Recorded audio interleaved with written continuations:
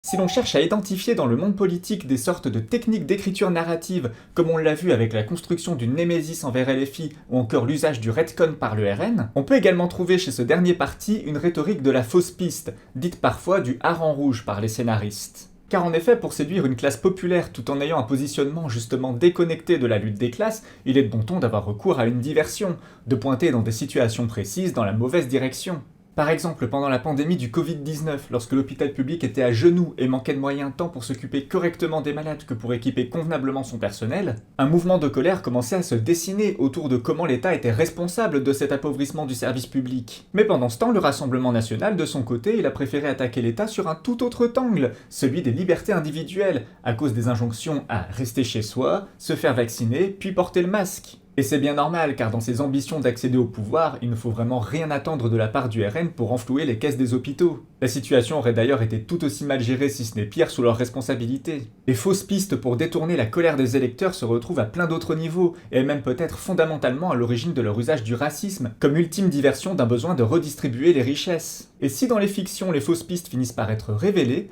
je pense que les votes des députés RN et la condamnation de leurs cadres contribuent à montrer les intérêts que défendent vraiment ce parti.